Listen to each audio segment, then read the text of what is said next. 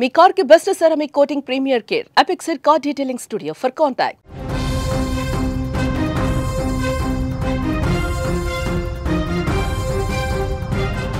ఈ మధ్య రోడ్డు ప్రయాణాలు ప్రమాదకరంగా మారుతున్నాయి.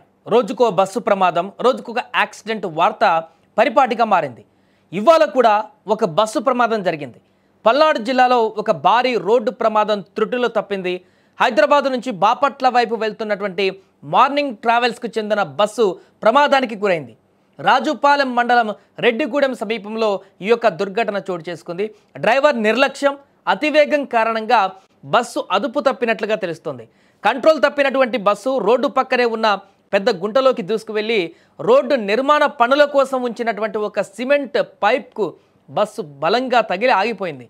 దీంతో ఒక్కసారిగా ప్రయాణికులు భయభ్రాంతులకు గురయ్యారు. అందులో ఉన్నవారు ప్రమాదం జరిగినటువంటి సమయంలో బస్సులో దాదాపు 30 మంది ప్రయాణికులు ఉన్నారు. బస్సు గుంటలోకి దూసుకుపోవడంతో ముందు భాగం పూర్తిగా దెబ్బతింది. అయితే అదృష్టం కొద్దీ ఎవరికి కూడా ఎలాంటి గాయాలు కూడా కాలేదు. ప్రయాణికులు వెంటనే అప్రమత్తమై బస్సులోని ఎమర్జెన్సీ డోర్ ద్వారా బయటకు వచ్చేశారు. చిన్న చిన్న గాయాలతో అందరూ సురక్షితంగా బయటపడడంతో అక్కడ ఉన్నటువంటి ప్రయాణికులందరూ కూడా ఊపిరి పీల్చుకున్నారు. డ్రైవర్ నిర్లక్ష్యం వల్లే ప్రమాదం జరిగిందని ప్రయాణికులు కూడా ఆరోపిస్తున్నారు.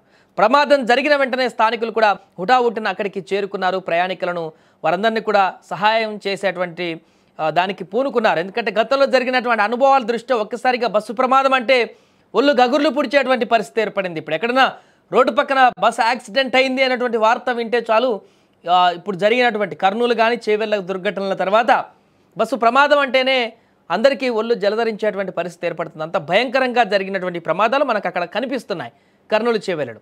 అందుకే ఈ ప్రమాదం కూడా అలా బస్సు గుంతలో పడిన వెంటనే అటువైపు వెళ్తున్నటువంటి ప్రయాణికులు వెంటనే ఉట్టిన అక్కడ వాహనాలను ఆపి వారిని కాపాడేటువంటి ప్రయత్నం చేశారు. అందులో నుంచి వారికి దూకుతున్నటువంటి వారందరికీ హెల్ప్ చేయడం జరిగింది. వారికి ఎలాంటి గాయాలైనా ఏమైందో తెలుసుకునేటువంటి ప్రయత్నాలు చేశారు. ఆ తర్వాత పోలీసులకు కూడా ఇన్ఫార్మ్ చేసినట్టుగా తెలుస్తుంది. ఏదేమైనా కూడా మరొక బస్సు ప్రమాదం అనేది త్రుటిలో పెను ప్రమాదం తప్పిందని చెప్పొచ్చు. ఒకవేళ అది పూర్తిగా పల్టీలు కొడితే చాలా పెద్ద ప్రమాదంగా మారేది, చాలా నష్టం కూడా జరిగేటువంటి అవకాశం ఉండేది. కానీ అక్కడ ఆ గుంతలో పడి ఒకవైపు వంగిన తర్వాత కొంతమేరకు డ్యామేజ్ అయ్యి ఆగిపోయింది. కానీ ఆ పైపులు ఉండడం వల్ల, సిమెంట్ పైపులు ఉండడం వల్ల, లేకపోతే పూర్తిగా పల్టీ కొడితే దారుణమైనటువంటి పరిస్థితులు ఎదురయ్యేటువంటి అవకాశం మనకు కనిపించింది. దాంట్లో 30 మంది ప్రయాణికులు ఉన్నారు. మరొకసారి ఇంతమంది ప్రయాణికులతో వెళ్తున్నటువంటి బస్సు డ్రైవర్ పూర్తిగా చాలా జాగ్రత్తగా తీసుకువెళ్లాల్సిన పరిస్థితి ఉంటుంది. ప్రైవేట్ ట్రావెల్స్ బస్సులు చాలా కూడా ఈ మధ్యకాలంలో వార్తల్లో నిలుస్తున్నాయి. ఇలాంటి మొన్న బ్రేక్ డౌన్ అయ్యి ఇంకొక బస్సుకు సంబంధించిన వార్త వచ్చింది నిన్న.